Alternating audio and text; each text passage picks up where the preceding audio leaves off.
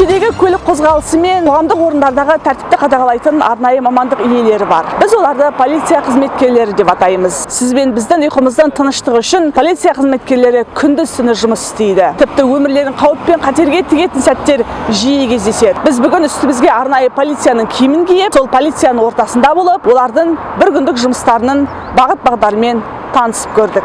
Қазақстан Республикасының басты құндылығы қымбат қазынасы адам және оның өмірі. Адам өміріне зиян келтіретін түрлі оқиғалар күнделікті өмірде болып жатады. Көшедегі тәртіпті сақтау, қылмыстың алдын алу тәртіп сақшыларының бұлжымай орындайтын міндеті. Орал қалалық патрульдік полиция батальоны тәулік бойына осы міндетті абыроймен атқарып жүр. В работу батальона патрульной полиции входит охрана общественного порядка и дорожная безопасность. С начала текущего года батальоном патрульной полиции было раскрыто 58 преступлений.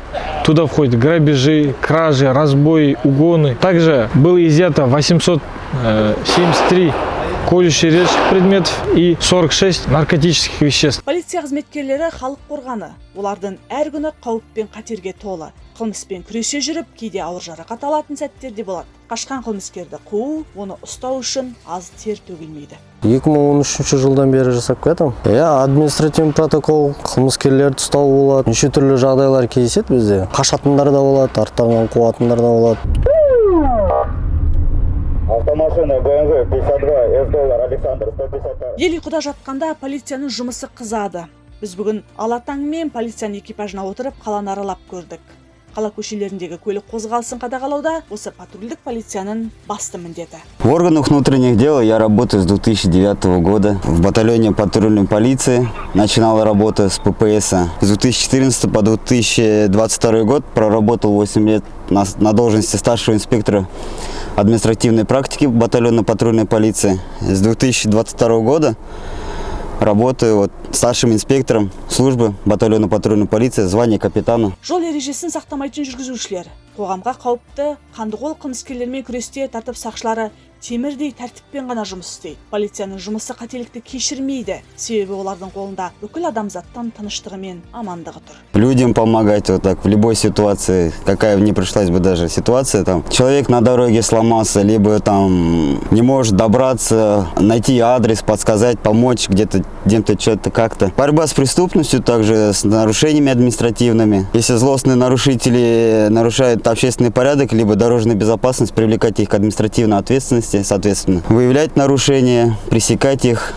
не допускать, чтобы был рост преступлений. Орал қалалық патрульдік полиция батальоны қызметкерлері қоғамдық тәртіпті қадағалайды. Жыл басынан бері қалада 174 жол көлік оқиғасы тіркелген. 35 мыңнан астам адамға әкімшілік хаттама толтырылған. Задачами батальона патрульной полиции управления полиции города Уральска является охрана общественного порядка и дорожная безопасность.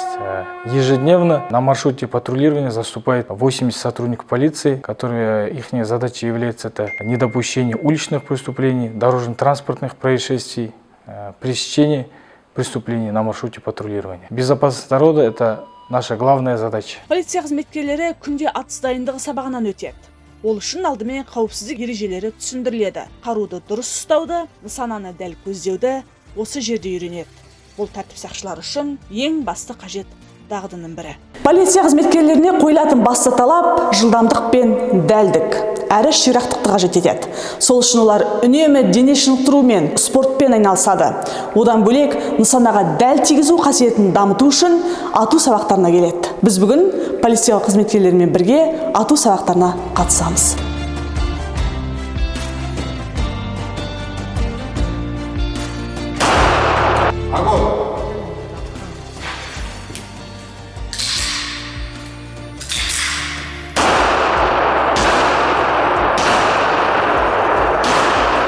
Управление специализированной авиационной подготовкой Западно-Казахстанской области на основе проводятся занятия по огневой, физической и также боевым приемам борьбы для улучшения навыков стрельбы, чтобы каждый сотрудник умел пользоваться табельным оружием.